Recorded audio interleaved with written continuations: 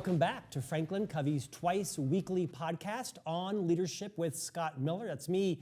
I am privileged now, after 6 years and 400 episodes, to continue to be serving as your host for this podcast that airs on both Tuesdays and Fridays, both in audio and video format. You know Franklin Covey as the world's most trusted leadership firm, co-founded by the iconic author Dr. Stephen R. Covey, a personal hero of mine and millions of people. He wrote the book, The 7 Habits of Highly Effective People, amongst many books that has sold, I think, north of 60 million copies. And now Franklin Covey helps literally thousands of organizations build high-performance cultures of trust with great leaders. So twice a week, we find and interview people that are dedicated to common missions. How do you become a better leader inside your organization, whether you are an entrepreneur, an intrapreneur, or solopreneur, whether you're in the C-suite or a frontline first-time leader. Perhaps you're not a formal leader, but you're a culture carrier. Maybe you're in between careers and you're leading your family. Our passion and goal is to make you more highly effective, to have you become more likely to accomplish what matters most to you. Today, we have a fantastic guest. She is a renowned authority on our attention. I think it's not a surprise that all of us have an onslaught of attention grabbers coming our way. If you are employed like me, you have probably multiple social media accounts, multiple email accounts. You have text and messaging, and it's just it's expanding, is it not? Assault on your attention. Her name is Dr. Gloria Mark. She has authored the book Attention Span, a groundbreaking way to restore balance, happiness, and productivity. She serves currently as the Chancellor's Professor of Informatics at the University of California in Irvine, and has been a visiting senior researcher at Microsoft at a variety of organizations around the world. You're going to learn a lot about how to set some boundaries, how to forgive yourself, how to pre-forgive those who may be assaulted around you for their attention today. Dr. Mark, welcome to On Leadership. Thank you so much for having me. Okay, first of all, what the heck is informatics? So you serve as the Chancellor's Professor, that's a tongue twister, of Informatics at UC Irvine. Would you take a few moments and maybe reintroduce yourself to our listeners and viewers? You've got some very impressive academic degrees and a broad range of experience. And somewhere in there fit, what the heck is informatics? Yeah, so informatics is basically the study of computing and people. So we know what computer science is, right? Computer science studies algorithms and networks and develops software, but the human is completely out of the loop. And informatics brings the human back into the loop. And this field is about understanding the impact that computing has on people. So I studied psychology. I got my PhD at Columbia. Never thought I would do anything except be a psychologist.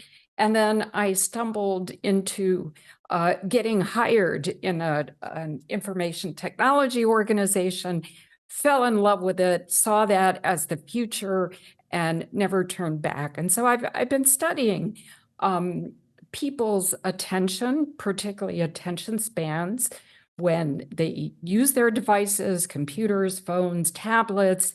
I look at stress, the stress that being on devices induces in us, multitasking behavior, our emotions. So the whole gamut of human experience when people use their devices. Dr. Mark, you don't position yourself as an expert on ADHD, but I'm sure you have a lot of research and you know about the differences between perhaps a clinical diagnosis of ADHD and many of us who have attention deficits or distracted tendencies. Maybe could you start, to the extent you're comfortable, talking about what's the difference between someone who has a reasonable and clinical diagnosis of ADHD and maybe all the rest of us that are just living life in 2024? Right. So someone who's been diagnosed with ADHD has been diagnosed by a professional. The person would meet certain criteria. The rest of us behave as though we have ADHD. Of course, not everyone, but many people. And the difference is that if people like us, like most of us, would go away from our devices for a period of time, we wouldn't behave that way anymore, right? Our attention spans would be longer, but given just the wealth of information and our desire to consume so much information, we behave as though we have ADHD. So in a way, are you suggesting, these are my words, not yours, are you suggesting if I took, say, a month and all I consumed was via print books, print newspapers, print magazines, for example, and I turned off my phone, my tablets, my computers, my radios, and my television, that I would find my attention span and my ability to focus increase and improve? I would certainly predict that, right? From everything we know about research, people using their devices, the length of time, the many hours a day that people spend on their devices. And from what we know of when people go off their devices for a period of time, I would predict that your attention span would extend. I would agree with your conclusion. Let's talk briefly about multitasking, right? A term that's kind of been debunked. It was popular. People wore busy as a badge for a generation or at least a couple of decades. And then, of course, with lots of research and HBR articles and others, we moved from that. And then you had some multitasking. And as of late, it seems like that's kind of a really badge of shame because maybe the brain shows that multitasking is a myth. What does it mean to multitask? And as an expert, where should we find that even word in our vocabulary? Where would you have everybody become more comfortable about the term multitasking? And are you a pariah, or is it possible? And is it even good if it is possible? Yeah, so when people hear multitasking, they tend to think of people doing two or more things in parallel. And humans are just not wired to be able to do that, unless one of those things is automatic. So we can walk and text because walking is automatic. But texting requires some sort of mental effort.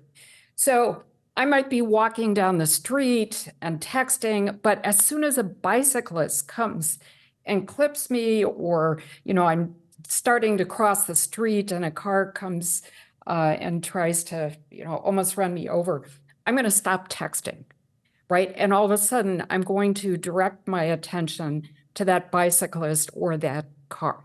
So people can't do two or more things that require mental effort at the same time. So what is multitasking? Multitasking is shifting our attention very rapidly between different things. So you're maybe in a Zoom meeting, and then you've also got your email client open. So you're on Zoom for a bit, and then all of a sudden you do email. When you're doing email, you're not paying attention at that Zoom meeting. When you're on the Zoom meeting, you're not doing your email. Or you're working on a Word document trying to write something, and then you suddenly switch to an Excel worksheet. You're not doing those two things at the same time. Multitasking is about shifting our attention very rapidly between different things. You introduced a new phrase in your book, Attention Span, that I was not familiar with, and you call it our attentional states. And you talk about the importance of balancing in and amongst our attentional states. Would you just riff on that for a few minutes? What does that mean? Why do we care? And how does someone effectively balance between what you refer to as our attentional states? Yeah, so when I was studying attention, and I've read a lot about it, people generally considered attention to have two states. You're focused or you're not focused.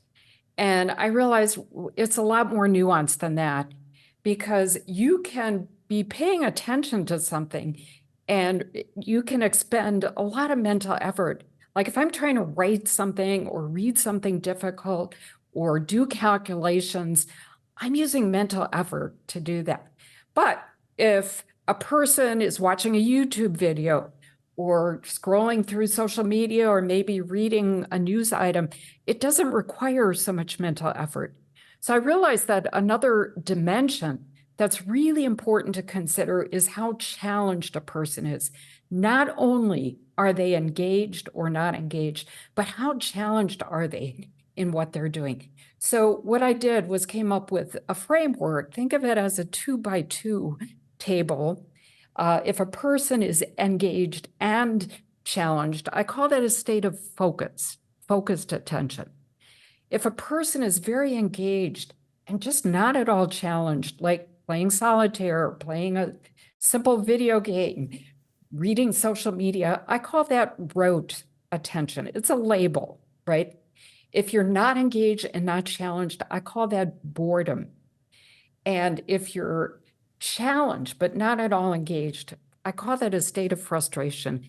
And let me give you an example. When I have a tech problem, right, I'm mandated to solve it because I need to use my computer, but I'm just not engaged at all. And so I have to kind of force myself and bring myself to pay attention to it. And so I call that a state of frustration.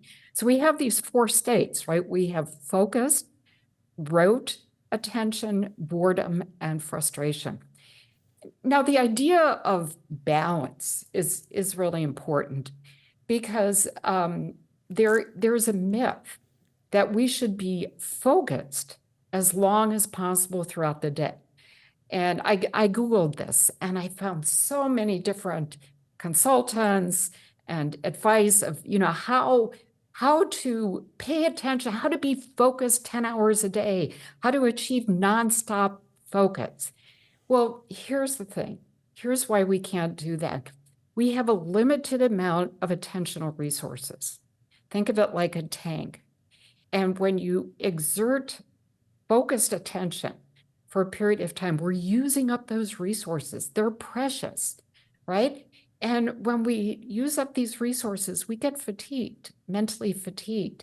And then that creates all kinds of other problems. It becomes harder to pay attention when we're mentally fatigued. So balance means, taking some time off from focus, doing something that requires rote attention. Boredom is not even a bad thing, but use these different states of attention, switching among them to replenish this tank, build that tank back up so that we can be fresh and ready to focus again. Dr. Mark, I'm going to use this time a little bit selfishly because for those who haven't gotten it yet, we're in the presence of greatness. You are a Fulbright scholar. You earned a PhD in psychology from Columbia. You've earned an NSF career grant. It's remarkable what you've done. And so I want to use you as my psychologist for a moment. I believe that there are millions of people that are in the following circumstance. If you are an entrepreneur, an author, a thought leader, a speaker, if you are an artist or a creator, if you are an actor or a producer or a director, if you are a social media content creator or an influencer, these are like millions and millions of people are earning very good living by spending their time creating TikTok videos and Instagram while creating great content on LinkedIn and publishing articles and building consulting careers. There are hundreds of millions of legitimate people around the world whose job is to use technology, specifically their phones, tablets, on social media. This isn't just young kids dancing. This is legitimate creator economy. Like me, I'm a thought leader. Someone once said that. You can't call yourself a thought leader. I am an author. I'm a podcaster. So much of my time during the day is spent on social media. 5 social media accounts. Some of it's writing, some of it's video, some of it's still content, some of it's spotlighting others. But if you live in 2024 and you're trying to market your business or your skills, you're spending a lot of time on social media. Probably the more the better from a business development marketing standpoint.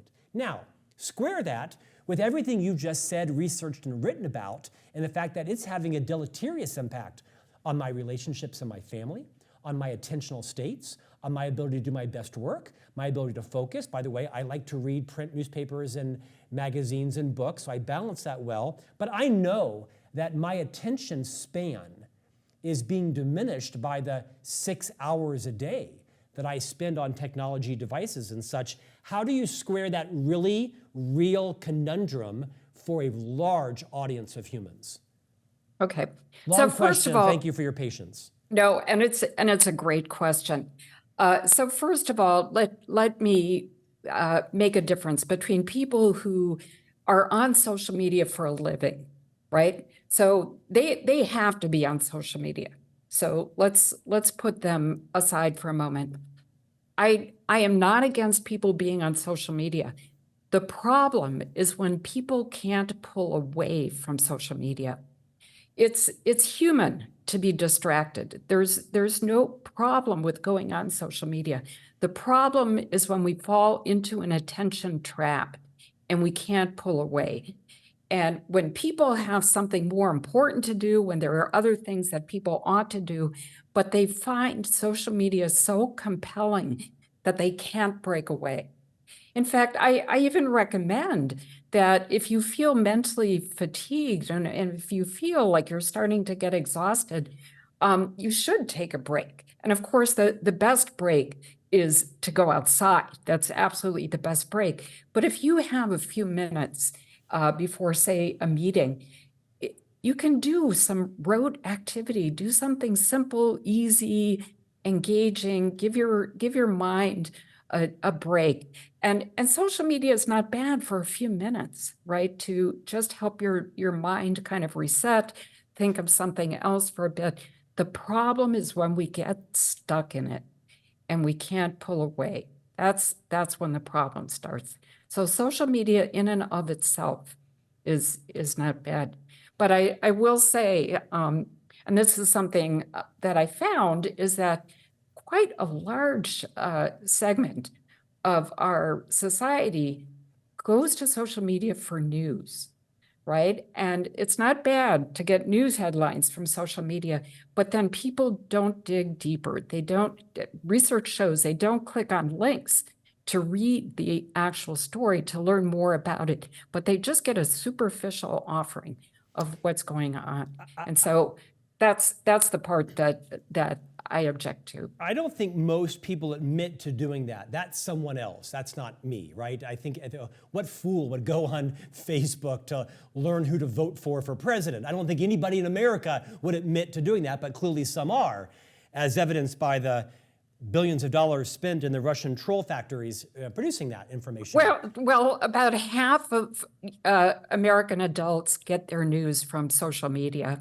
You know, I think it's also intriguing how we define news, because I'll admit to you very readily, I use social media primarily because I want to know what's going on in other people's lives, whose parents have passed, whose child may have been injured, this may sound macabre, who graduated, who opened a new business. I use social media so that I know what's going on in people's lives that I care about, that I'm associated with.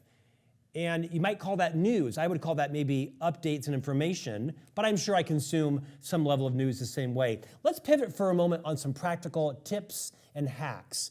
If someone today has been listening to you and they're realizing, oh my gosh, my attention span is shorter and shorter, I recognize it, I need to work on it, but I'm not going to, put my phone away, Scott, for a month. I have a life, I have kids.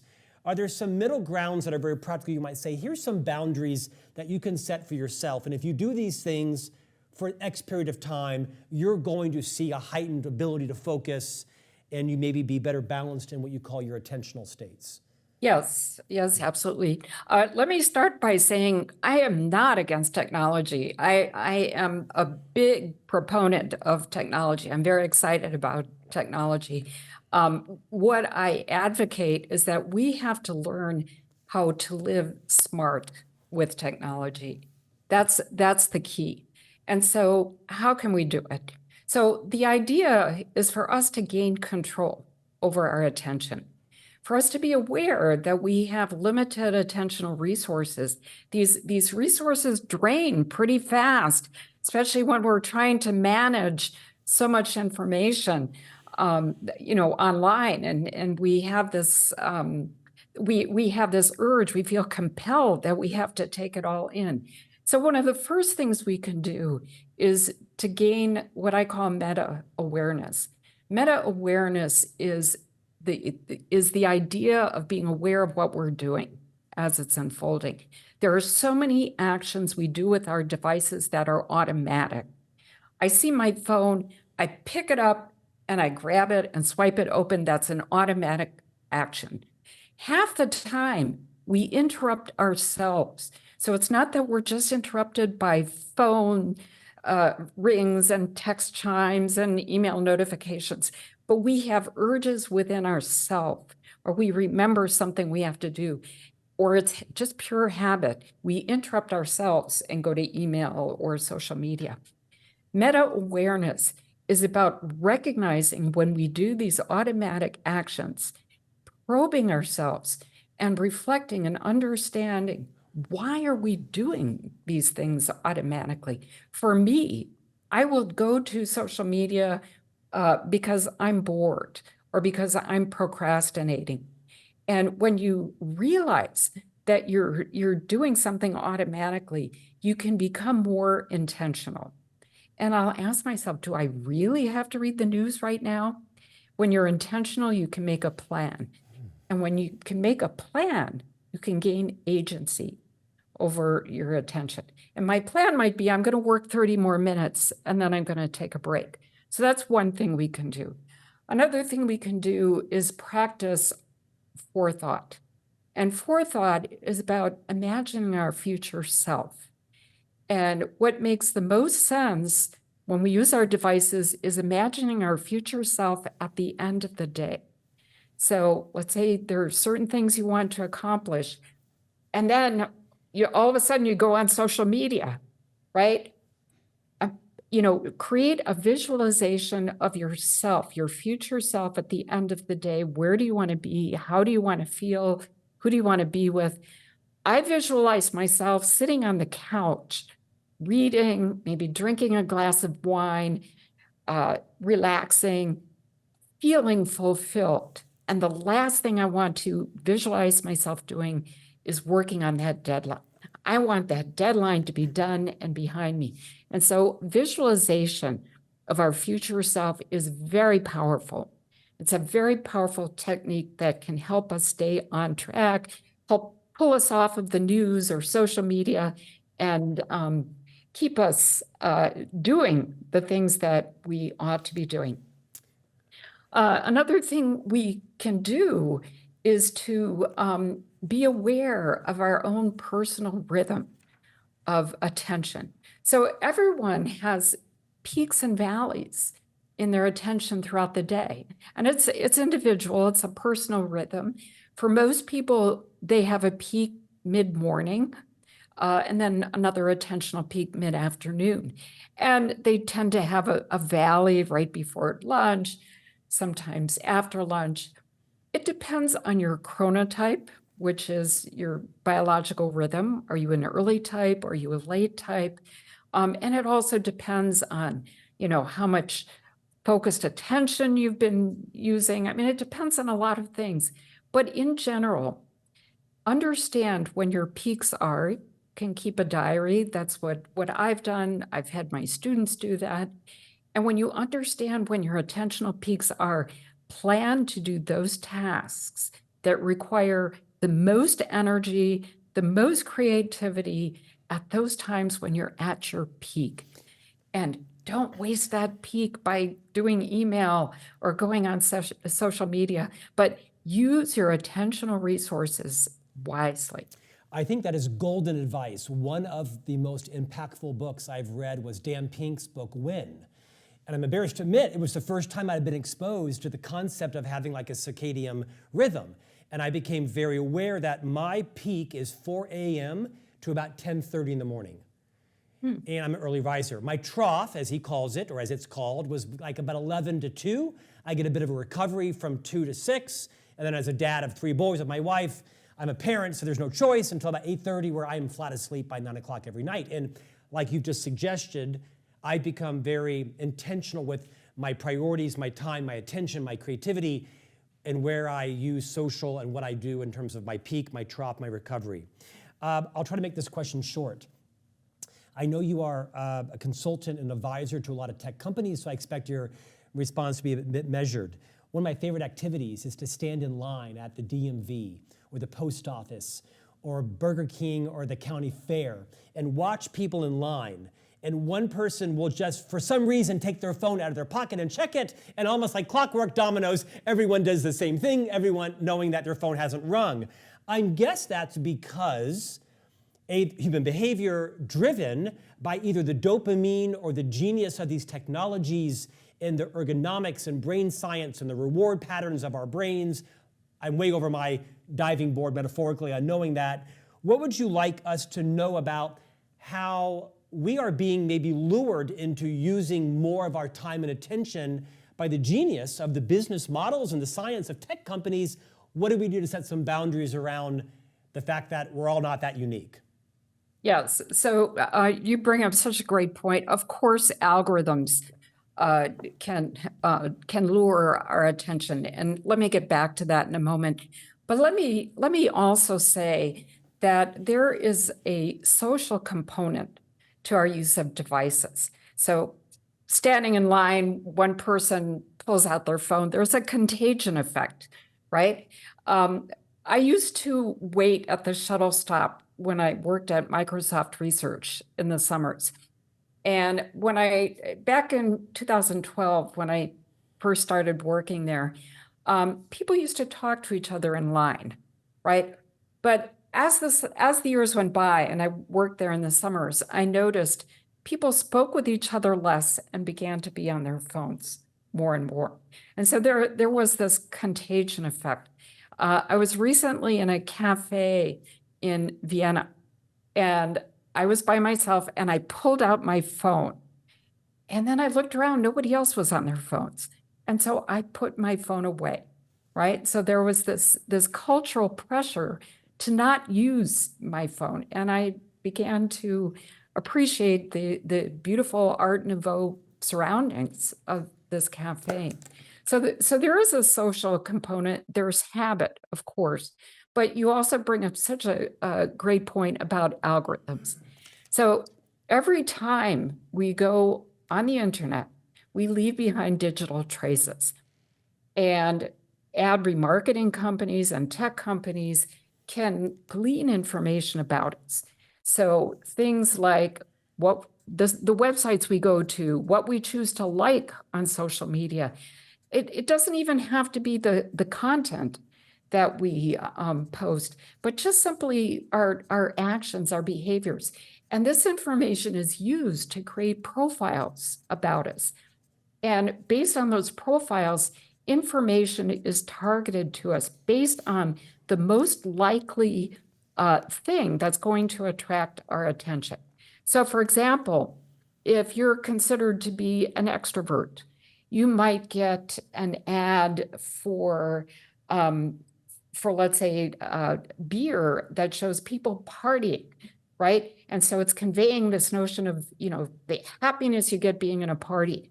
If you're an introvert, right? If these companies determine based on your profile that you're an introvert, you might get an ad of a person sitting by themselves, reading a book, or maybe watching TV with a can of beer. So these algorithms have become increasingly sophisticated, and they're quite powerful in luring our attention. What can we do? Well, you can turn off notifications. That's an easy thing. You can also try to fool the algorithm. So if you're getting content in your social media feed, right? For one thing, you click on everything, and that will fool the algorithm so that it's not thinking that there are only particular things that you like. But there's other ways as well that you can fool the algorithm. But of course, you will still get content that's directed to you, but it may not necessarily be content that would lure you away. It may be content you may not be so interested in.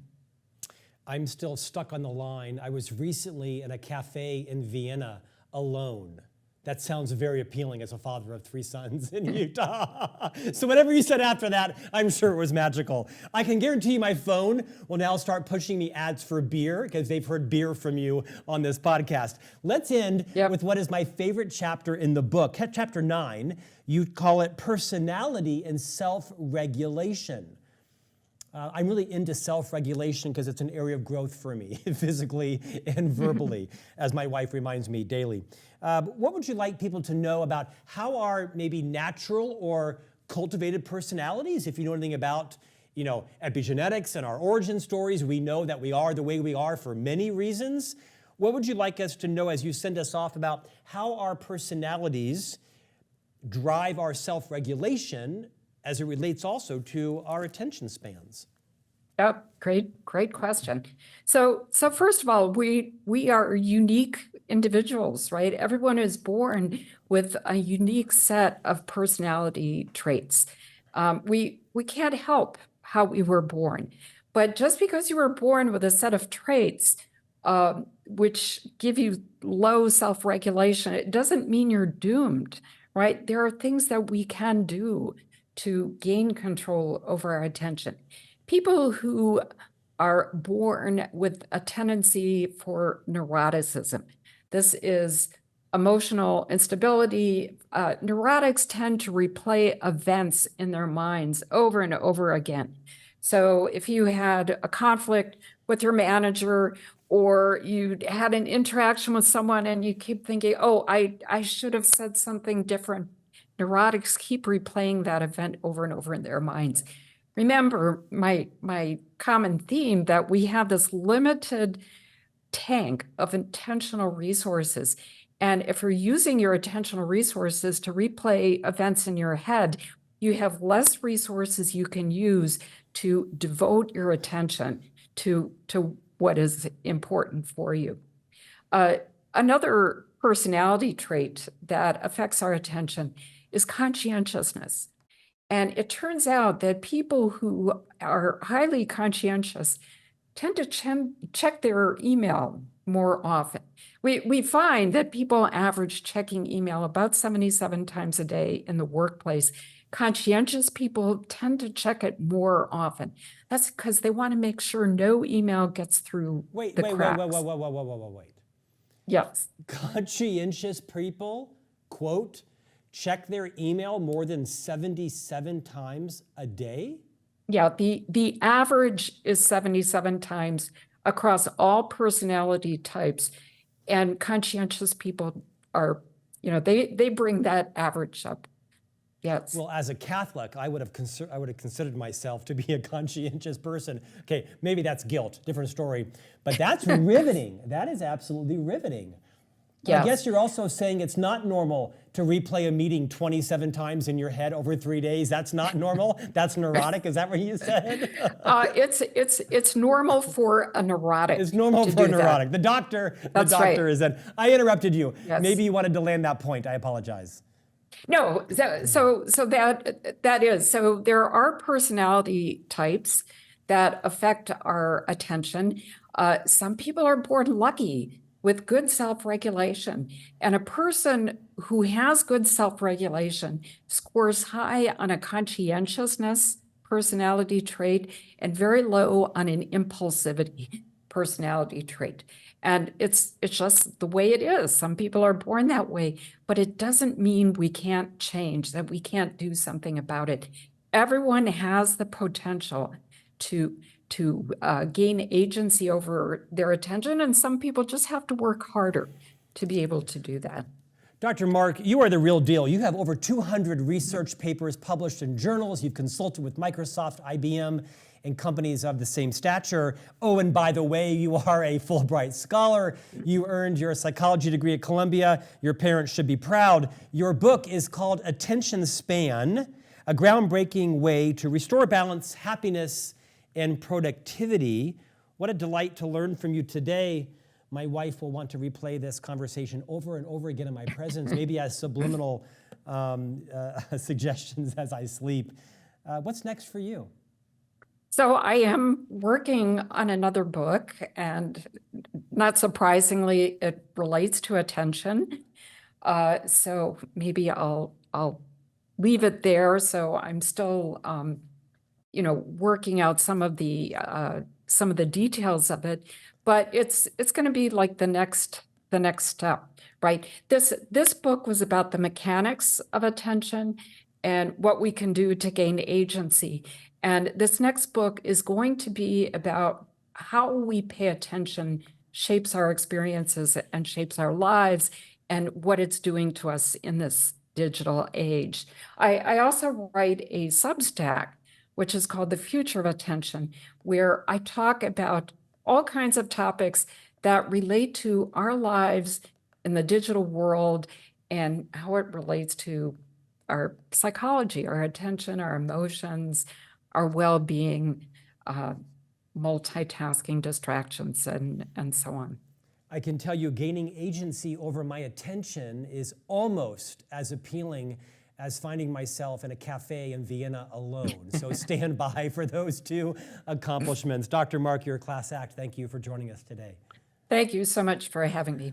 And we'll see you back here next week for a new conversation on leadership.